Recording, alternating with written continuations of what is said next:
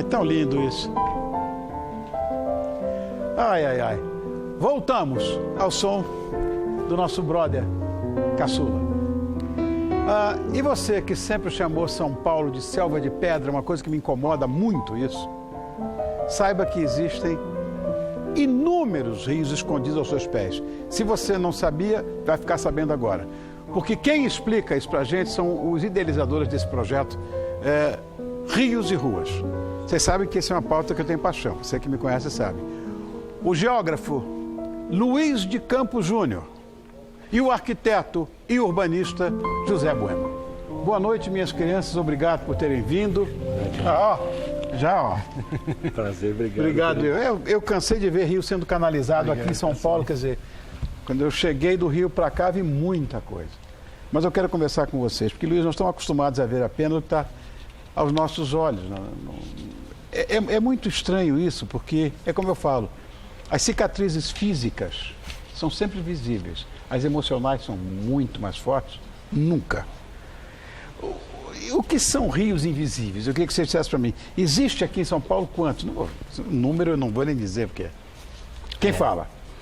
Bom, na verdade a gente tem mapeados oficialmente por volta de 300. Alguma coisa como 286 a prefeitura tem no mapa.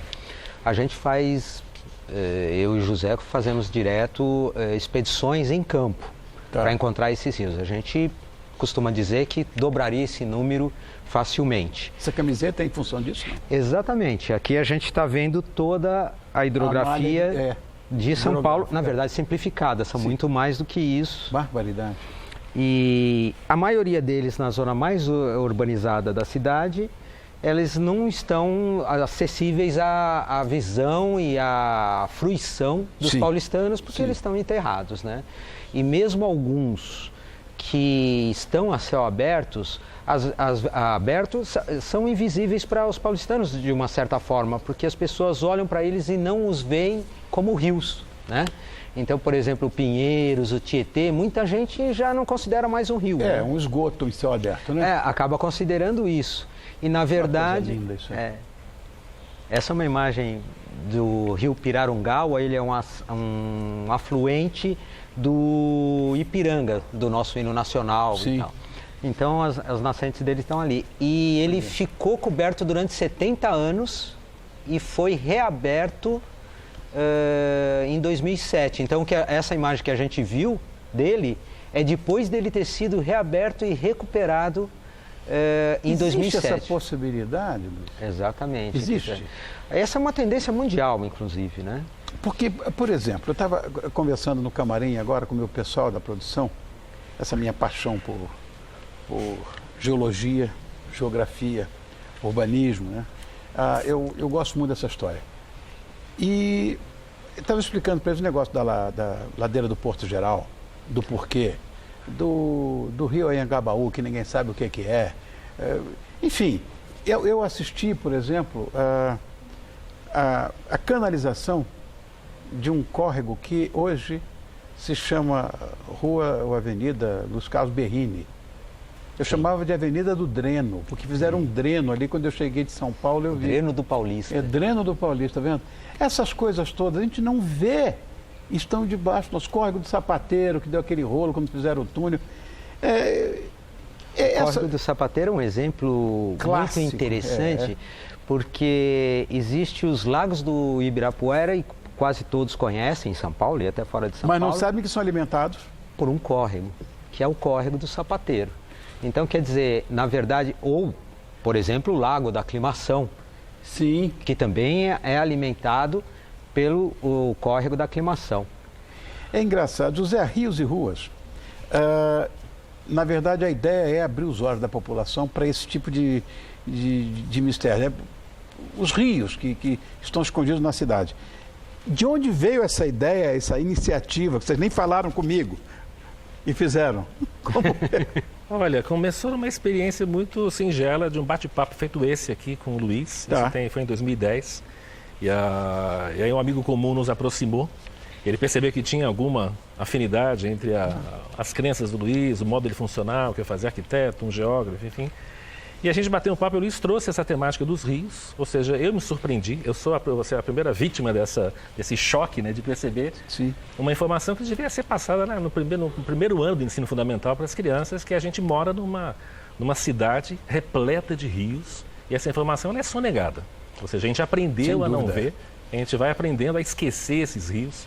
Então tem algo de subversivo no trabalho nosso, que é interromper esse estado de transe, né, de desconhecimento, para ver o que é real, essa vida que você falou que está correndo aqui embaixo. Essa história, eu não sei se a gente pode, de fato, se relacionar com os rios no meio desse... Os rios estão concretados, né? Como é que a gente vai fazer isso?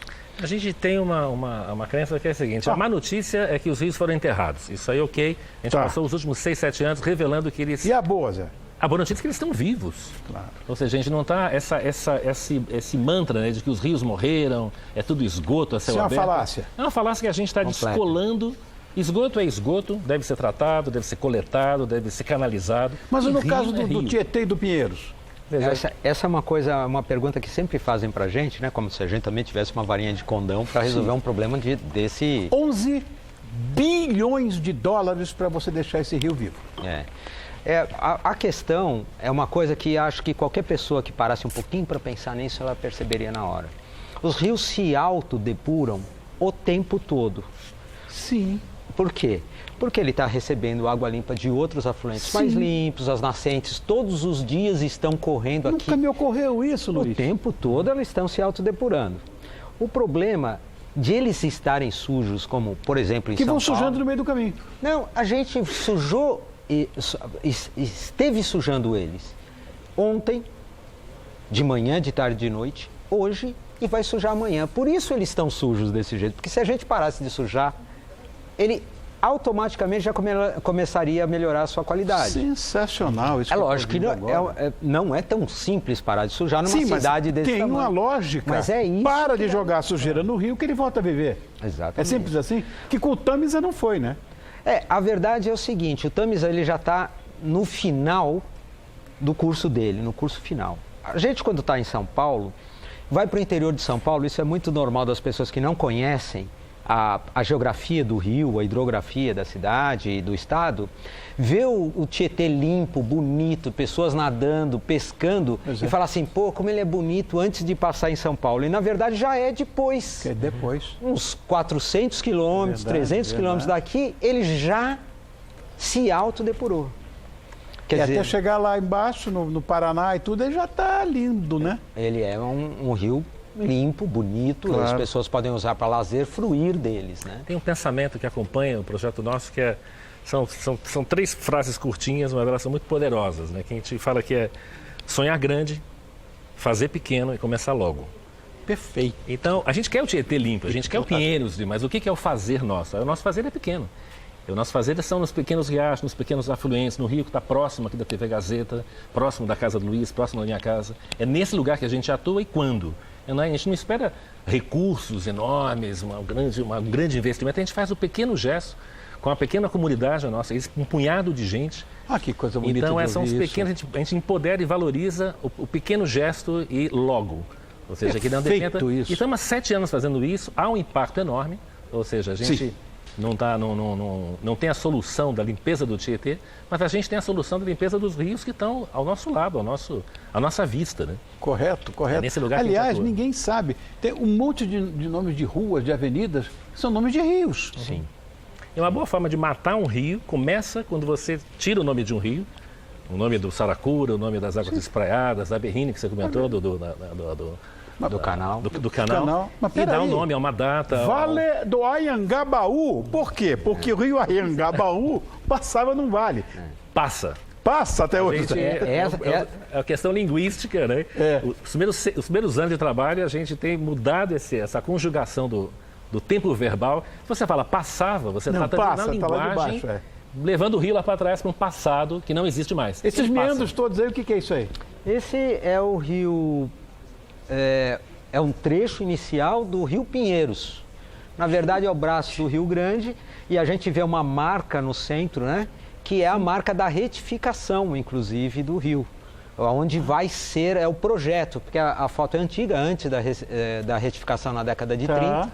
Então, isso é a várzea do Rio Pinheiros e o seu curso original antes da retificação. Aonde isso aí, mais ou menos, hoje? Isso é bem ao sul do rio, quer dizer, ali ele é formado pelo Rio Grande e pelo Guarapiranga, que vem da represa Guarapiranga, em Santo Amaro. Então, é essa região. Né? E uma que coisa ele correu ao interessante, contrário hoje, né? Isso foi desejado, acho que uma coisa não foi alguém malvado que fez isso. Sim. Foi um desejo dos nossos antepassados, meu pai, da minha mãe. Não foi malvado, é bom. Desejaram uma cidade Claro. com os rios canalizados, uma cidade mais Olha, que coisa linda de ver. pavimentada. Hoje, a gente pergunta, a gente está mobilizando pessoas para o desejo de agora. O que a gente quer? A gente quer manter os rios assim, a gente quer trazer esses rios de volta. Houve um prejuízo em Olha que canalizados. coisa mais linda, olha nisso. Esse é o Tamanduateí. Inacreditável. Né? Quer dizer, isso há pouco mais de 100 anos a gente vê aqui o centro da cidade, quer dizer, aquela torre que a gente está vendo ali é o pátio do colégio, a igreja do pátio do colégio. Então você vê gente tomando banho, gente limpando a carroça, etc. Aquela imagem que a gente viu da retificação, antes da retificação do Pinheiros, ela é da década de 30 do século passado, ou seja, faz 80 e poucos anos. Historicamente não é nada. Não é nada. Não é nada. Foi ontem. Olha o que aconteceu hoje. Esse é o Tamanduateí hoje, né? Olha que coisa. Então, quer dizer, com a Avenida do Estado ali, quer dizer, Socorro. ninguém tem acesso. Quem é que pode Socorro chegar a um lugar no rio desse? desse. Mesmo que o rio tivesse limpo, já é uma maneira de deixar ele invisível, mesmo sem enterrar. Né? Ai, Deus do céu. E os rios que abrem cidades? Eu adoro essa frase, né? A gente ouve muito as cidades que abrem rios. Agora, rios que abrem cidades, eu acho que é uma brincadeira linguística, né?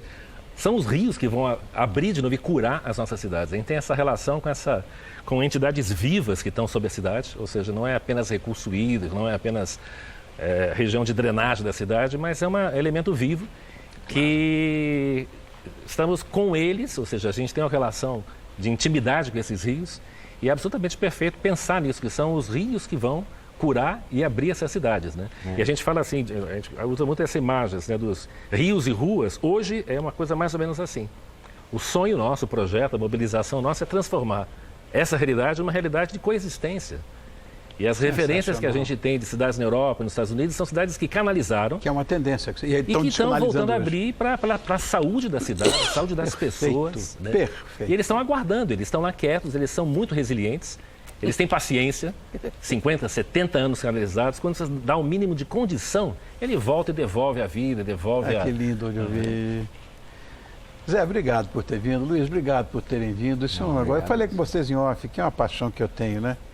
Quero agradecer muito a presença de vocês. A gente que agradece. A gente gostaria, se possível... Deve dar o endereço. E chamar a população... Como é que a gente pode entrar em contato com vocês? Olha, bom, colocando Rios e Ruas hoje, graças a Deus... Rios e Ruas? Rios e Ruas em qualquer buscador. Vai encontrar nosso site de Facebook, nossos vídeos no YouTube. Mas a gente está inaugurando agora, no Dia da Água, Dia Internacional da Água, dia 22/3, uma exposição sobre os rios ocultos de São Paulo, no Sesc do Carmo, aqui no centro de São Paulo. Lindo. Então, convidar a população para vir e para conhecer mais sobre esse assunto. Está todo mundo convidado. Luiz de Campos Júnior, muito obrigado, geógrafo. E o arquiteto urbanista José Bueno. Obrigado por terem vindo. Obrigado. Linda pauta, amei.